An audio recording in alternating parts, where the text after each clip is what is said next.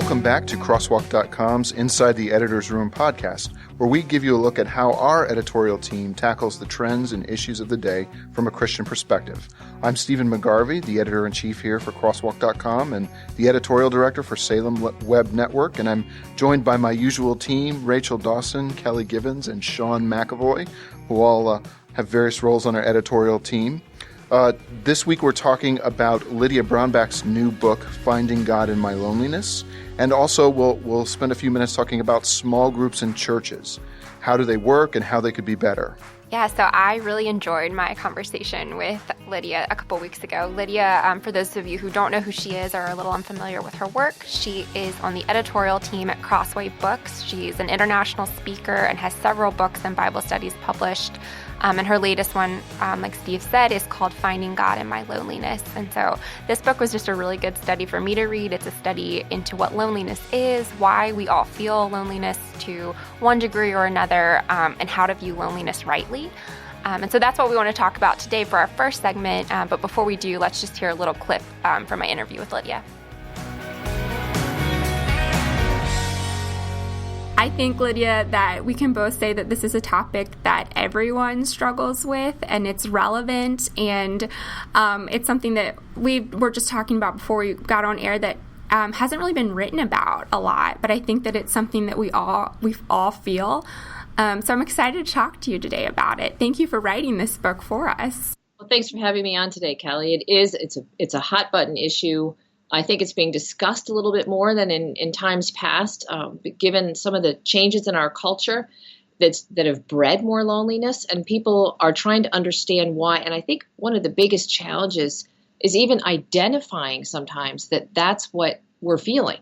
You know, hunting around inside, we know something's missing, something's off, but to identify it as loneliness can be harder to do. You have a chapter in here about the church, and I think that we can deceive ourselves, lie to ourselves, and say, I'm the only lonely person here in this congregation, in my church, in my neighborhood. Is there a role or responsibility that we have to other believers, to people in our communities, our church communities, the greater community, to be addressing loneliness? Yeah, I think there's some practical things we can do, as well as some ways to think. I think first of all, we go in there and we don't just stick to our demographic group. You know, we don't, if we're a married couple, we don't just stay, my whole world here is going to be the married couple Sunday school class. And if we're single, we don't just stick with the singles group. We tend to divide in our church by demographic, and then we become our own little subculture. And that then it isolates us from what God intended the church to be, which is a unified whole. It's a family, a whole family. And each of us going in there has, by the Lord's design, unique gifts to contribute. They're meant to be lived out in the body of the church. So we if we need help identifying what they are, whatever it takes, we need to find out what our gifts are and put them to use. The Apostle Paul said, he who has gifts, let him use them. It's a command to be useful to the body of Christ. And if you're a believer, you have been given Spirit-given gifts. So put them to use, and then also encourage others to put them to use. This is a practical thing we can do. And just because, this is another thing that's helpful, just because there's a need in the church doesn't mean that we're the right one to have to fill it. The need isn't always the call. And so if you don't feel good at something or inclined toward it at all, but it's there to do, doesn't mean that you're being called to go fill that thing up. And I think that can be discouraging to people.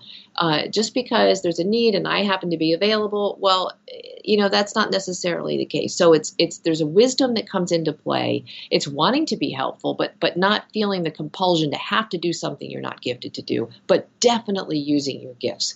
I think another thing is it's where we find comfort in suffering in the body of Christ. And we're meant to, we're told in Corinthians here, I have what Paul wrote. He said that by God's design, we belong to each other. So we're meant to share our lives, the good times and the bad, the failures and the successes.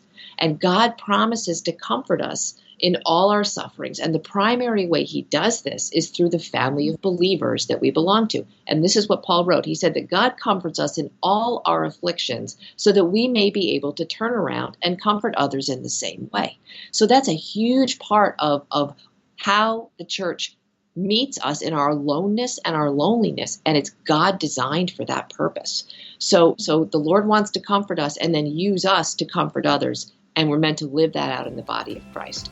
And I'd say finally, as far as the church goes, this is where it can be really helpful. An important thing about today's church, and that is that we make Christ the focus, not politics, not family growth, not marriage enrichment, not cultural engagement. What matters most in church is not what we do for Christ. It's what matters most is Christ himself. And so if we just would fix our eyes again, outward, upward, on Jesus, then we're going to find the remedy that we crave inside and can't quite put our finger on.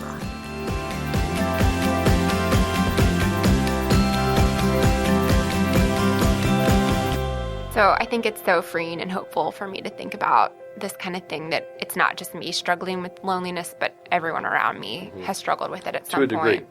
To a degree. So what did you guys think about Lydia's advice and her ideas on dealing with loneliness? I was really interested in that last part. I want to believe what she said about keeping the focus on Christ, but I'm tempted to say that sounds more like something to do for spiritual growth and individualism and the stuff that kind of makes me feel separated and lonely, rather than community stuff. Because, for example, I have a personal relationship in my life with someone, or a close relative, who that's, no, the outside stuff of life is not what this person wants to talk about. Only the Bible, only Jesus, and it leaves you nowhere to go with a lot of relational things.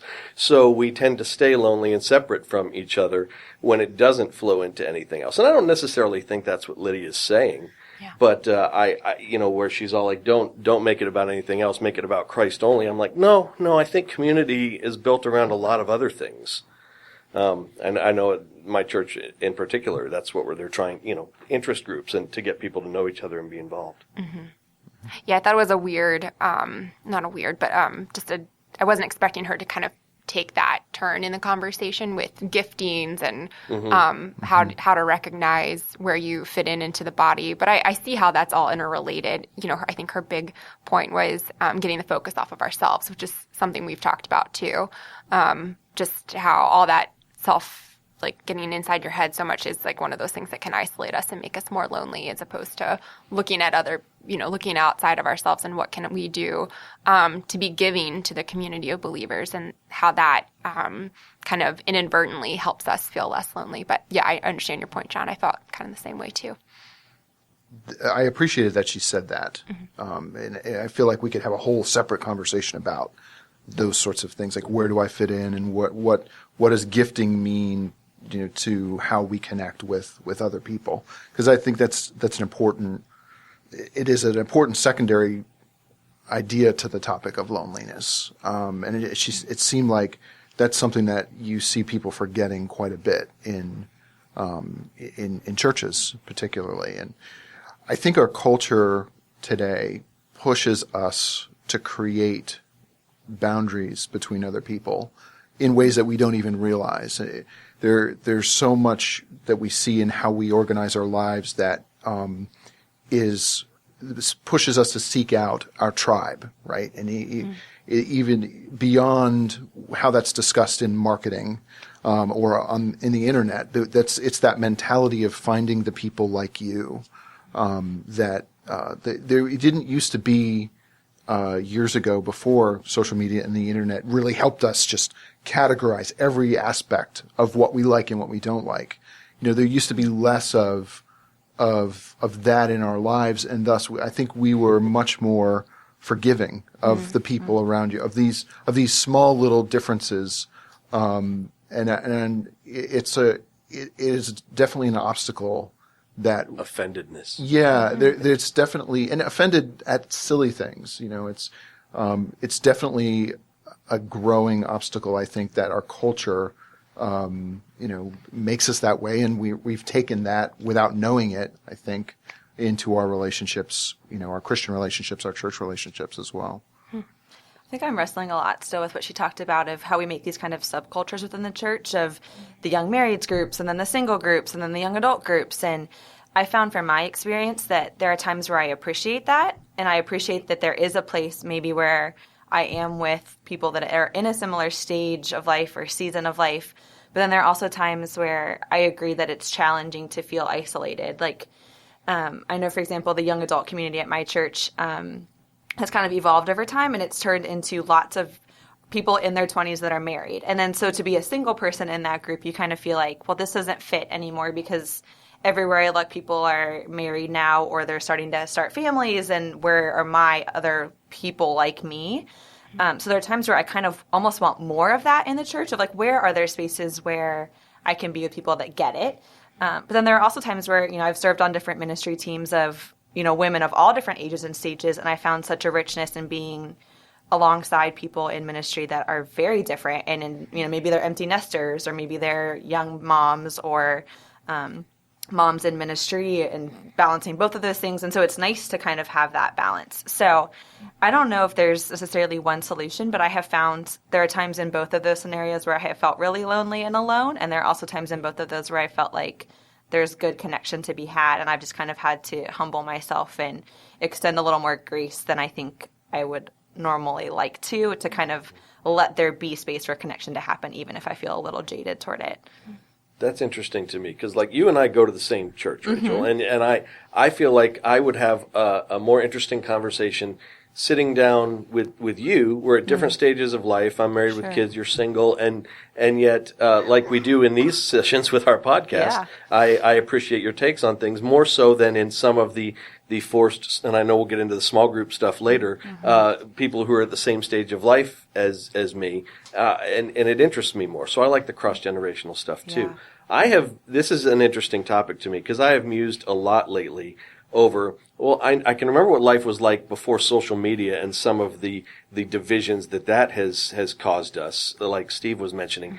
But what would it have been like before air conditioning and suburban neighborhoods and television and these things that now cordon us off even more in our own worlds? What, where I would have been like maybe I wouldn't. I do like my air conditioning, but the old guy out on my front porch, not yelling at kids to get off my lawn, but having a pitcher of lemonade there and fanning myself in the summer heat, and all the other neighbors are out there doing the same, and we know each other. It's a much different world that I can't even really fathom. My roommate and I live in kind of the fan downtown area of our city here, and we're on a busy street, and we've taken to like Friday nights just going and sitting out there and, having some drinks and snacks out there, and we really just sit on the front porch and no one really brings their phones out, and we've like every time we've been out there, we've seen at least a few friends walk by, or there's a guy that always walks by with the parrot on his shoulder when we've made friends with that guy. And parrot guy. Yeah, and I'm like, normally I would have spent a Friday night, doing something, or maybe inside watching Netflix or doing my own thing, and it's just been such a shift to do exactly what you said of just getting outside and just kind of like being open to connecting with people. It takes an intentional step out of your comfort zone sometimes to do that, whether it's in a church setting or just sitting on your front porch. But we have found that it makes us feel more connected to our community, even in just a small way, but it's made a difference. When I was a kid, we grew up in a church that shunned any sort of segregation by age or demographic. So for most of my childhood, everything was age integrated. The only people who left the group were like people with babies, basically. Anything that would be a disruption, essentially. And I think there's growing up that way. Sunday school was together, Bible studies were together, church service. Like after you get to be 4 or 5, it was all together. And I think it's interesting to leave that and come out into the world and see how rare that is right now, especially. And I think it's getting rarer. And it's certainly that approach to church fellowship and worship can have its drawbacks. And I think ultimately they went a little too extreme with it all. But it stands to me in stark contrast of how everything has been as far as how church fellowship has been set up for me since I left that church when I was 18 years old. It's, there's so many things that sort of make it difficult to do that. If for nothing else, it's such a foreign worldview to approach your church time and your Bible study and your fellowship from the perspective of, I don't just find the young marrieds group, or I don't just find the people who look and look and act just like me, because there are certainly amazing blessings that we're missing out on when we don't sort of consider our lives outside those little boxes that we inadvertently create for ourselves. Yeah, I feel like like you guys were touching on, the idea of how this used to just come very naturally, where you would just, because you lived the way you did and because there wasn't media and because we weren't glued to our screens and we weren't in an age where everyone is focused on what makes me unique and I have to find people that are like me in this uniqueness and I have to burn anyone else who isn't like me. It was just so much easier to make friends and to feel like a sense of community, and you were a community in proximity because of your proximity, and it was all age integrated because of that. And I think now in the mediated world we live in, it does take intentionality. It takes thoughtfulness and mindfulness that we're not always willing to give it, of being aware of, have I really isolated myself and only made friends with the people who are like me, and socioeconomically, racially, age related, gender, and really being intentional about, am I just pursuing people who are like me because I like me, instead of thinking, okay, there are other people who have perspectives and histories that I can learn from and can enjoy, and seeking those things out too. But it does take a lot more effort than it used to, I think. That's why I think my biggest takeaway from this discussion is going to be that everybody is lonely, to a degree, and the reason that's a good perspective for me is there's a big difference between being lonely and choosing to be a loner. I think that's more of a choice, and we don't have to separate ourselves, and I can find someone, and because I have made assumptions at times. Oh, maybe I'll ask that guy for a drink after work, or go hang out, or see what this. And usually the assumption I make is, oh, well, what makes me think that person doesn't value their time, or that they'd want to? Well, maybe I should stop assuming that and answering for them. Yeah, I think we talked about that with Lisa's book too, Lisa Jo Baker's book, The Never Unfriended, about being willing to go first in those situations and to put yourself in that vulnerable place of, and I think we can get the courage to do that when we realize that everyone has felt the way we feel right now. Like everyone's wished they were brave enough to take that first step and to initiate that community.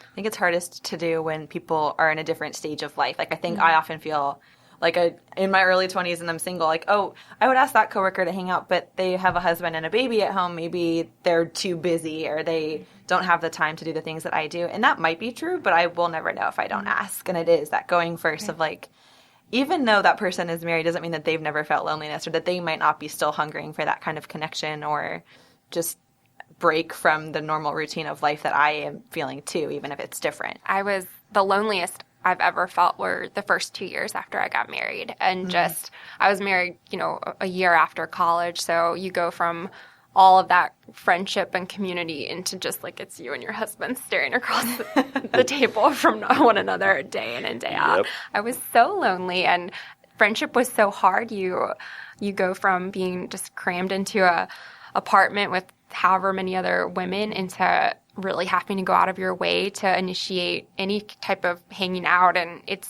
takes so much more time to build relationship, and it was very surprising. I was surprised by my loneliness, but looking back, I shouldn't have been, because obviously I loved my husband, but he was never going to be a young 20-something woman. He was never going to fulfill that aspect of relationship that I needed, and it just, I don't think I was prepared for how hard it would be to make community after I got married, for sure. This whole conversation makes me think, for several reasons. Maybe it's because I turned a year older yesterday, but there's another group. And I think elderly people play into this. Not only do they speak of their own loneliness a lot, but this plays into their role in the church and how much they truly have to offer. And in today's culture, though it's an aging culture, there is an irony to that, in that we tend to devalue the wisdom and that comes with age. And this whole thing is making me want to pack up the kids, and there's a nursing home up the street, just go in and start spending some time. And maybe we'll do that this weekend. There's just so much to learn from the older generations, and I don't want to take that for granted. And I think that can help solve loneliness on both ends as well.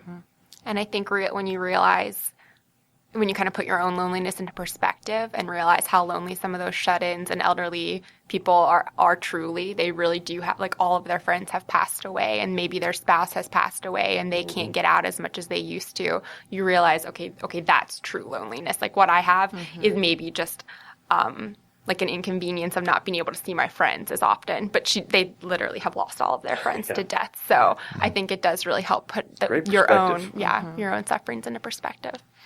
I found a mentor through my church. She was in her 70s, and her husband is she's no longer married, and her grandkids are far away. And it's been the most rich relationship to just, we don't meet super consistently, but every time we do, there's so many parallels that I never would have expected, that like me in my 20s and her in her 70s have these similar feelings about life and church. And it's been a beautiful thing that I never would have expected. But seeking that out and having that in my life has just added so much value that I've really loved. Yeah. And I think for our generation too, Rachel, we're online all the time and we're hearing all the voices of people our own age too. And we've really lost the voices of those people who aren't online. Like, it's like we don't look for voices outside of the online space. And I just think of the wealth of knowledge that she has, that how great it is that you can tap into that and to get a hold of that. And she wants to share it. Like, she's more than willing to share it. And she might not have a blog or a place where I can, I can't follow her on Twitter, but when I sit down for coffee with her, she's more than willing to give me so much just rich wisdom, which I love. Coffee, the cure for loneliness. It is, truly. Do you take crazy notes when that happens? I'm going to blog all this cool stuff you say. I'll blog what you've told me, so that I'll give you credit. But we got to get this out there.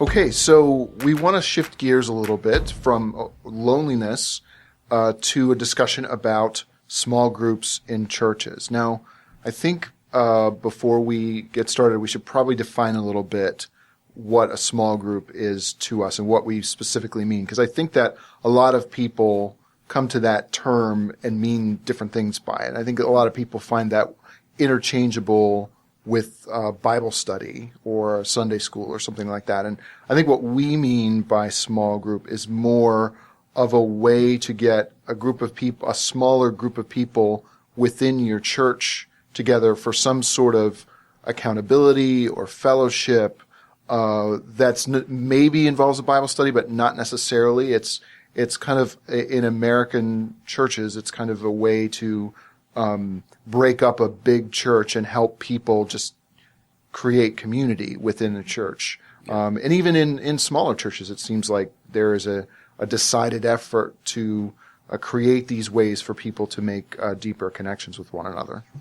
They do. They take all forms, and I think some of the things that are positive about them are the efforts to, for example, the ones that meet in homes, to get things more outwardly focused. Not view the church building as the center of everything, but but get people out meeting with each other in neighborhoods and homes and communities, and getting more of a missions outreach community type focus for things. But in my life, where they have replaced adult Bible fellowship and Bible study and Sunday school, that has been the big challenge for me. And I wrote basically a blog on my Facebook page a few months about this and about the challenges my wife and I have had in them with our current church, which does not have space for people to meet, and versus the adult Bible fellowship class that we had at our previous church, which was a fantastic way to be together and have community and learn and grow in fellowship for several years. So that's been a big challenge for us. And for me especially, my biggest sticking point has been that with the busyness of my life, the time that I have to meet for a Bible study or a fellowship with other people from my church is right after the service on Sunday morning. It's not Tuesday night. It's not Wednesday night. It's not Thursday night.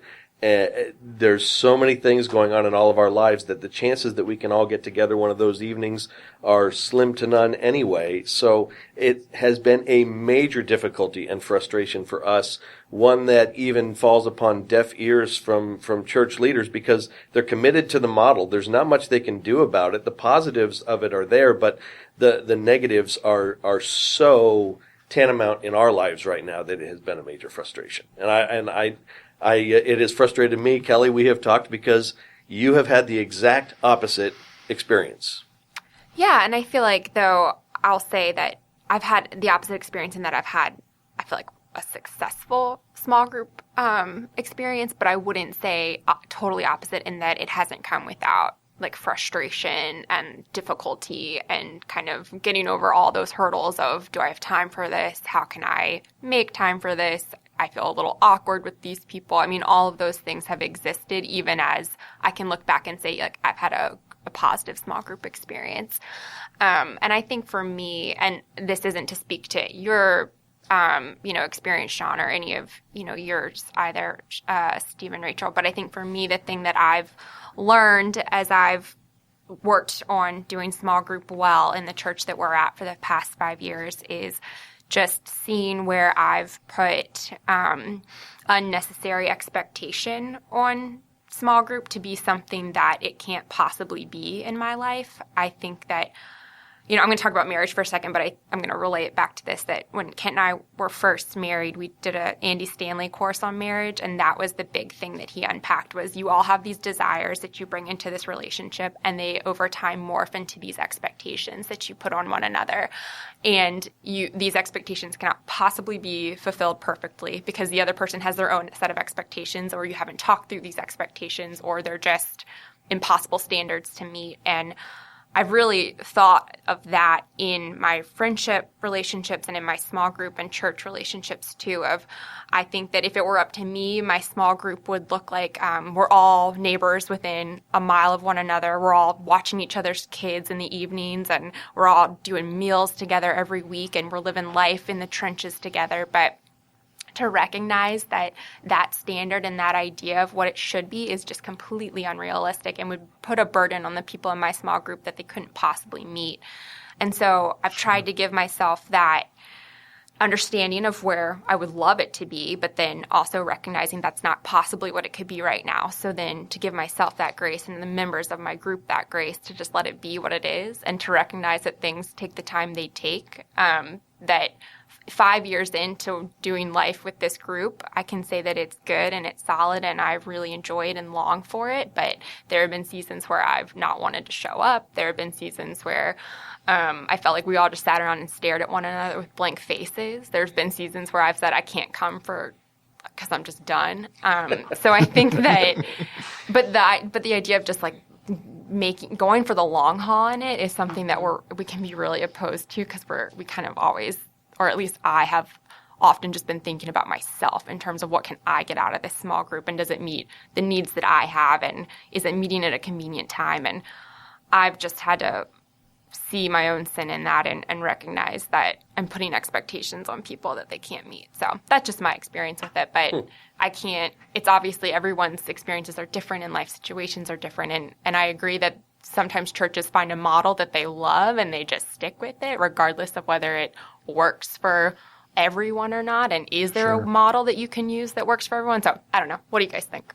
I wonder, Sean, if your experiences are typical or that you are an outlier for that. Because my experience is similar to yours, only not quite as dramatic as writing Facebook essays about it. But there's a sense that you, in theory, when we talk about these things, go to a small group with the idea, well, of course, not everybody's going to be like me. Of course, we're all different, and it's our differences that make us, strong and beautiful in the eyes of the Lord. And it's you sort of go with that idea, and at least for me, come away like struggling with the practicalities of like making that work in your life. It's like heaven help the poor guy who goes to church in the South and isn't into sports, because there are just times when I go to these groups and have nothing to talk about with anyone because Did you see that game yesterday, Steve? Yeah, no, I sure didn't, Sean. Unless there were Red Sox in that game, I probably didn't see it.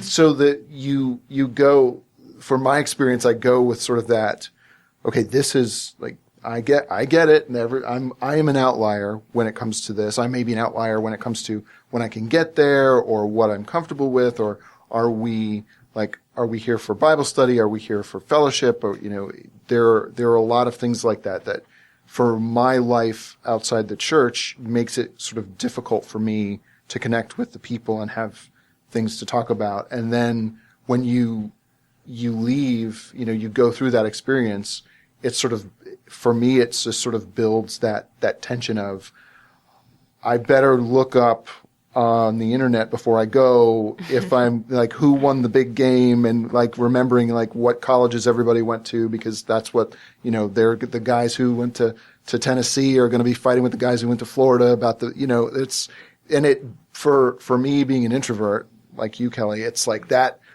there's an unusual amount of tension in that for me that makes me in my flesh want to just say, there's no point. I don't need to bother with that. It just creates just too much. This should be a time of fellowship and, getting to know people better. And these things, these superficial things, it becomes very difficult to sort of sort that out and hold that ideal of, we're all different and we're all,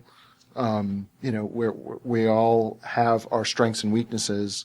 And go with the approach of, it's not just about what I experience and what I get back. It's also about what am I bringing to this group of people?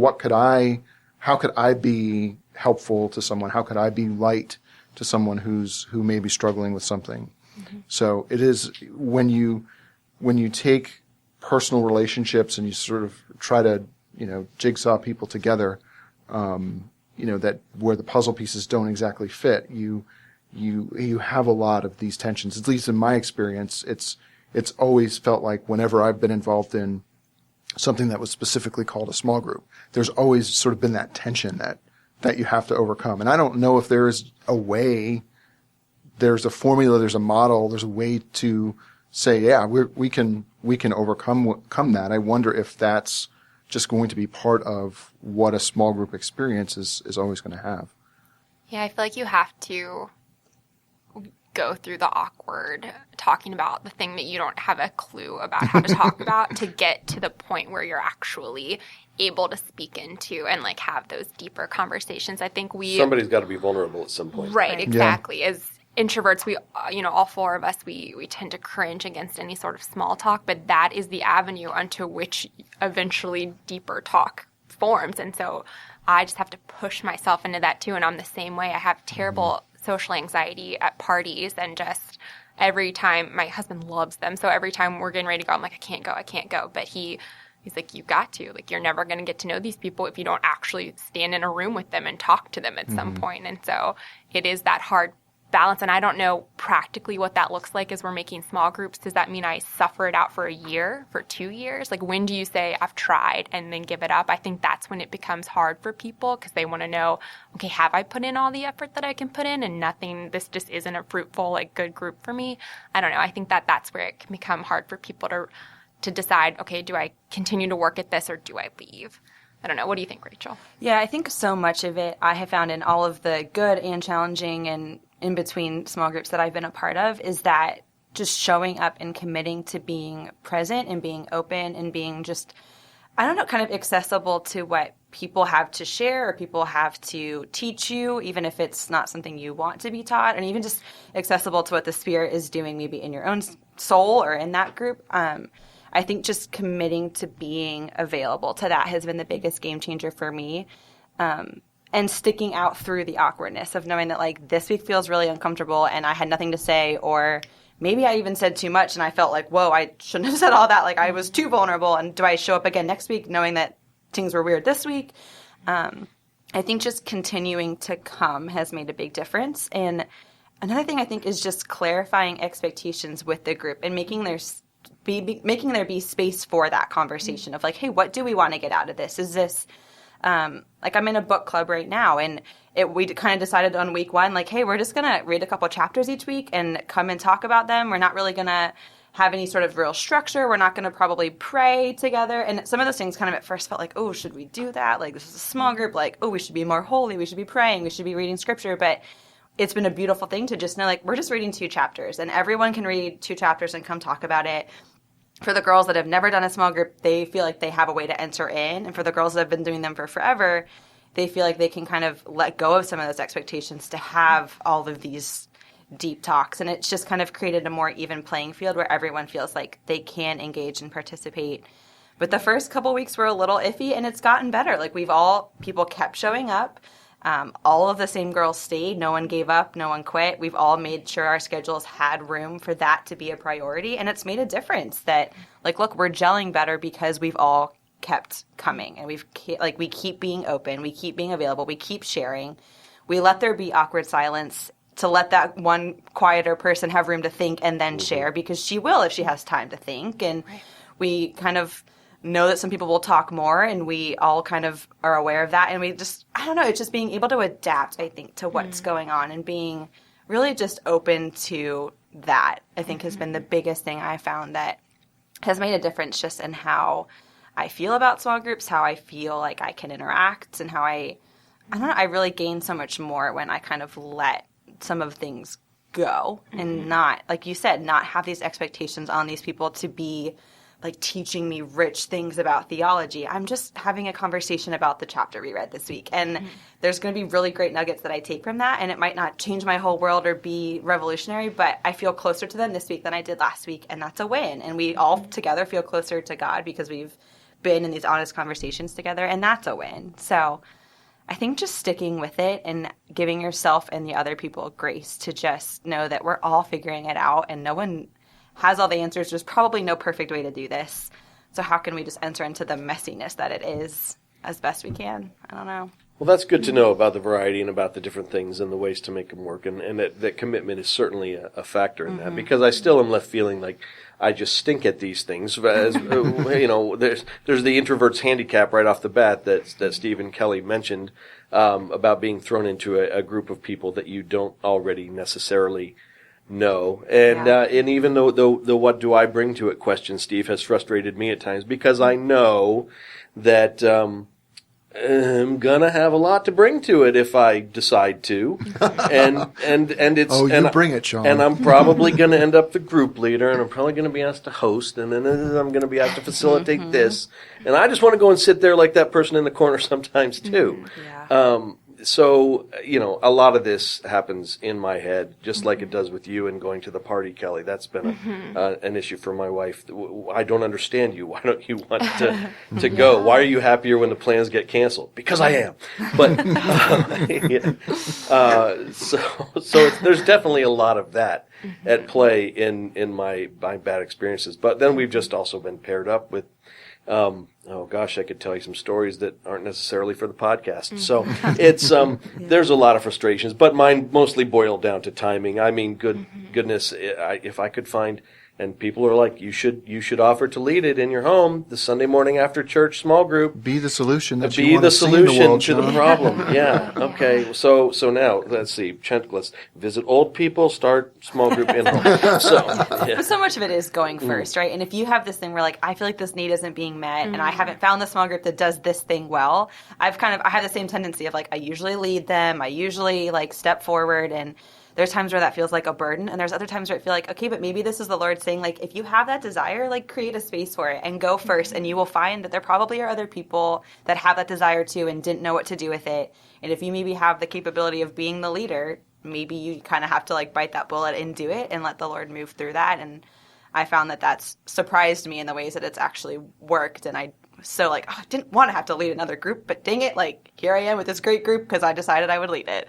Yeah, and I think that I've had a similar experience, and then it's morphed and led into me being able to take more of a backseat role once it's been established. So like seeing it through, I think, is good. And I think another thing that helped me too was when we were new at our church, to be looking for other people who were new or on the peripheral, because those are the people that are desperate for community too, and they are going to say yes to that invitation that you put out. Whereas inserting yourself into already established community is almost always like setting yourself up for heartache, because those people, they have their friend group, they have their community, and fitting you in isn't always on their priority or on their in their eyesight. So yeah, looking out for those people too that seem to be lonely has really benefited me. From a practical standpoint, I'm really curious your experiences in the room here. Have there been some things that that you've really liked in your small group experience? Like what are some of those things that you've felt that you've been through that you felt like this was really a standout, unusual thing that we did in our small group, or that our church facilitated with our small groups that I always appreciate and I wish more churches would do? One quick thing one of our groups did was we'd gone through like the original, 8 weeks that had been given to us as here's an 8-week guide to start you off. And then after that, we all took a turn leading a week, and we were going through a book of the Bible. Each person would own a chapter for that week and just come, like everyone would read the chapter, but that one person would come with a couple discussion questions to start. And the best thing about it was that it diversified who had the ownership. Everyone felt like they then mattered to the group because it was their week to lead. Everyone felt just more invested, I think, in the study as a whole, because it wasn't just on one person. And everyone kind of felt like, oh, if I don't read this chapter, I'm going to be unprepared. So everyone kind of bought in more.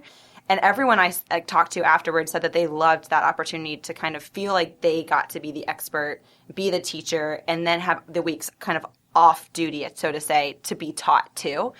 And it was just a little thing that was freeing for me as like the host and coordinator of the group to kind of hand off the leadership. And what it did too was help raise up leaders that then went off and started new small groups that I hadn't meant for it to be this like, oh, I'm going to raise up leaders, but it did. And you kind of got to see the people that really thrived in that context. And I've taken that model into other small groups and kind of shared the responsibility, and it's helped everyone really buy in more. So little has worked so far, practically. There was a dinner we went to that was good, but what has practically worked better than others was actually the time the church put us in a group with people, to touch on an earlier topic, of all different ages and backgrounds, rather than the speed dating form a small group method, where try and find some people who are like you and avoid the others who aren't. That has never gone so well for us. So I do think that it's funny to say that the randomly generated has been a better system for us. Yeah, I think practically a few things my church did, and nothing has been perfect for every group, but so they have done a couple of things. I'm in a group study with girls my age, and then I'm in a community group with people that are in proximity to me, just in our neighborhood or our area. We're in the Henrico, like Tuckahoe group, and I think that was helpful because you're just going to get together with people if they live closer. If the drive isn't 30 minutes, which around Metro Richmond, it often can be. It takes me 30 minutes to get to my church right now, but it only takes me 10 minutes to get to my community group. So I'm more likely. That's a barrier. I think anything you can do to break down those barriers of entry, especially for like young moms, for example, where you just have so many things that you're juggling. And it's every group, right? There's kids that have a million sports. You've got to break down those barriers to entry. So proximity was one, but I think, as Rachel touched on, if you're just starting a group, having the church give you something to go through together so you don't have to just think up of a activity or a thing to study is helpful. But then within that, also giving them the freedom to make it whatever it is. So maybe you watch the video, but you just talk about it without questions, or maybe you do have questions that guide you through it, or maybe you watch the video and then someone shares their testimony. I mean, I think being able to give people freedom to make the groups what they seem to naturally be moving toward is also really helpful. But I mean, things I can say that our groups have had success, and other people in my church that have followed those same models, the groups just pittered out after a couple weeks. So, I think that there's a lot of circumstances that go into making a group successful or not. But yeah, it's hard. I think from my experience, there's only been one time that I've been in a small group that I didn't feel like was also just a Bible study, right? And where, you've got either they picked something they wanted to go through and, the leader of the group led us through it, or it was a recap of what did the sermon today mean to you. But the one time I was in one that was a little bit different was a lot more freewheeling and much less structure. And that's certainly, you guys, I'm sure you guys know that. It's not my personality to just be effervescent, freewheeling, and let's just do whatever. But this worked for us because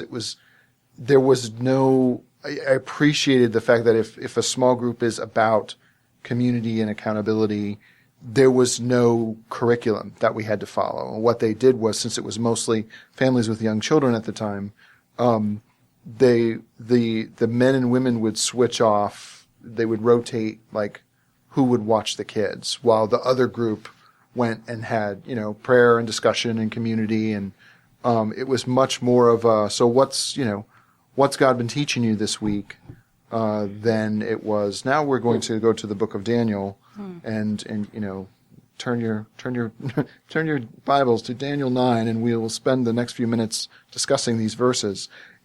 If small group is to create ways that the larger churches cannot, get people connected, that at that point in my life, I felt like that was it was a little different, but it sort of stepped out in the right direction of, well, maybe we don't, for us in this time, we don't need the pressure of another curriculum that we have to go through. Mm-hmm. That's just let's just be a little bit more free-spirited about it. And, maybe we can help one another in our personal lives, where we're building community.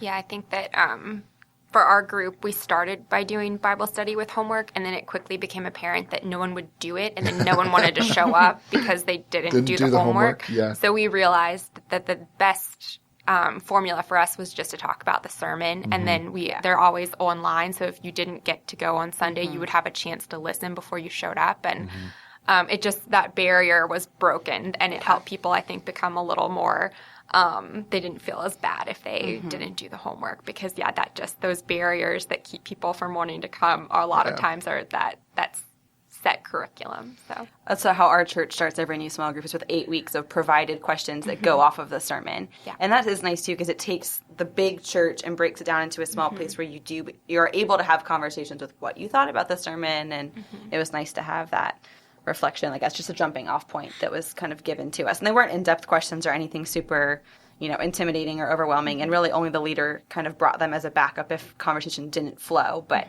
it was a great way to launch groups, I thought. I think that's good stuff. That's good discussion, even with all the imperfections and my personal frustrations with the model, as opposed to the at church Bible fellowship classes that I've really thrived in. There's some good commonalities here about just meeting together and not forsaking the assembling together, and what it is to be the church, and how we've all been able to find that in different ways, and how the church is really struggling in this day and age to bring people together into community and the efforts that are being made. So that is something for all of us and the audience to continue to pray about and seek out in your own lives, because it is an important thing.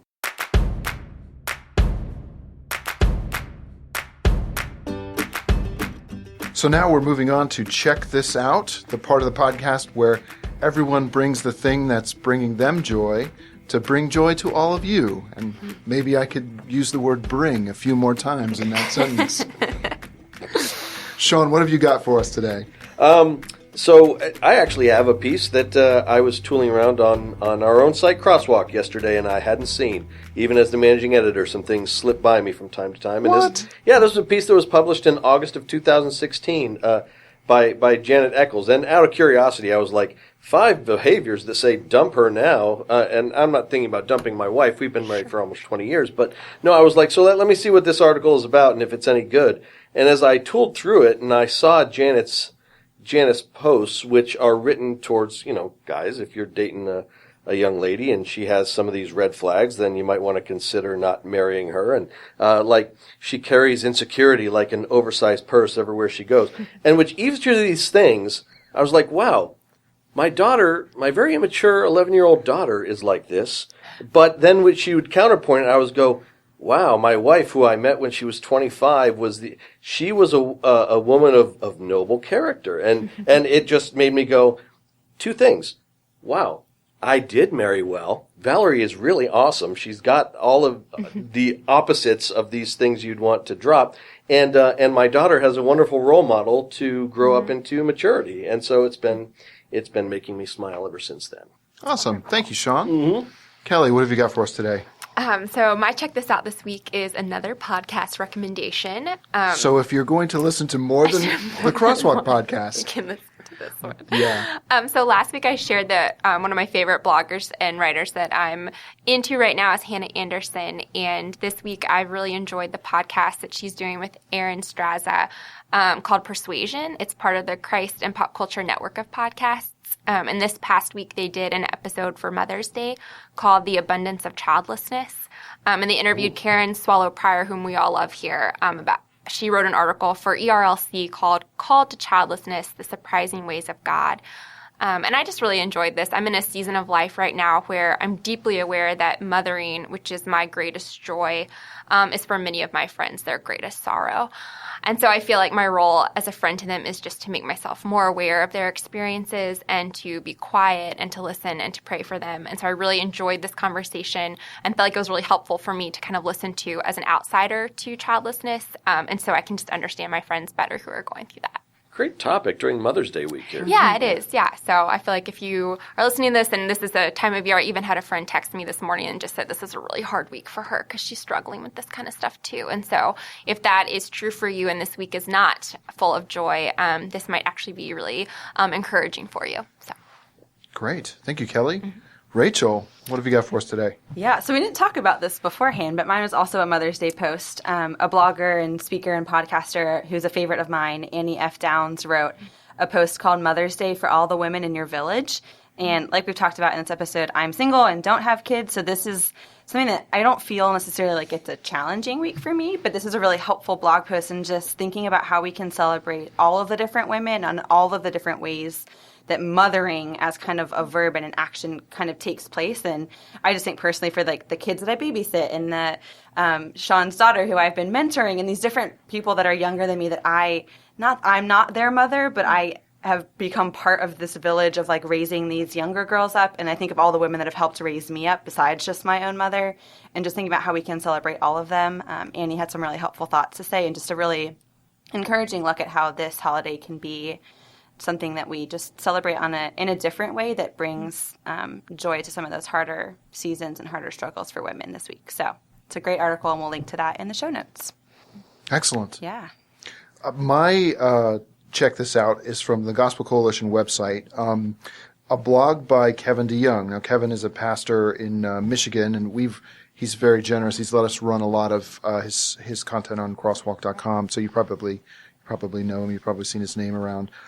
He wrote yesterday a blog post entitled "The Internet is Not a Library," and he's referencing a book by Tom Nichols about what the internet means to us today, where Tom makes that statement, the internet is nothing like a library, and Kevin goes through and sort of lists, here's how a library is different from how the internet the place that the internet has in our lives is very different from the place that a library would have in our lives. And it's a nice little piece where he talks about that. But it sort of sent me down this whimsical road of remembering libraries and like remembering like as a kid growing up in a very small town, like how the library was sort of my like escape. And I was a huge book nerd as a kid, and I just remember like at different points of my life, like different libraries that I was in. And then as an adult, one of my first jobs was working for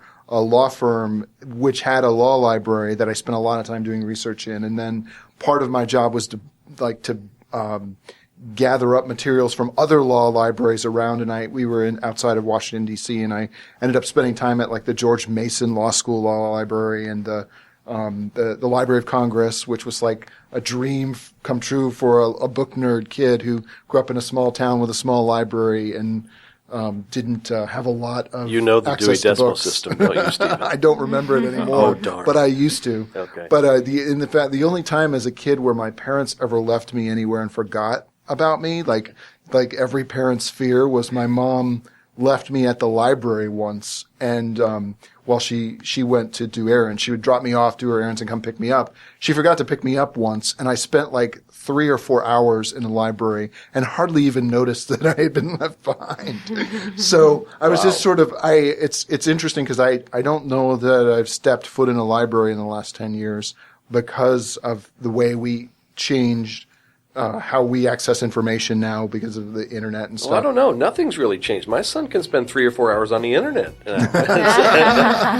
But I appreciated Kevin's little blog post here. It sort of like sent me down that memory lane of, oh yeah, libraries used to be a real important part of my life, and they're not anymore. And it's just a fun little article where he kind of unpacks the comparisons between the internet and libraries. And we'll make sure we link to it on the show notes for this podcast.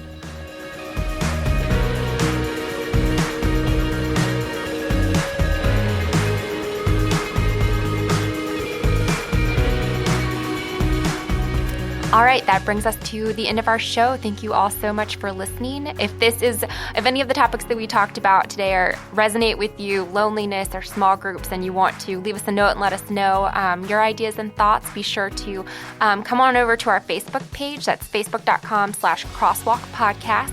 And give us a follow too so you can keep up to date with any new episodes that we post. Big thank you to Steve and Rachel and Sean, and of course Stephen Sanders and Kyle Fletcher, our audio engineers. To find out more on the topics we talked about today or to listen to past episodes, be sure to visit our site, insidetheeditorsroom.com, and be sure to subscribe to this podcast on iTunes, Google Play, TuneIn, or SoundCloud to get our latest episodes downloaded right to your phone. Thanks for listening.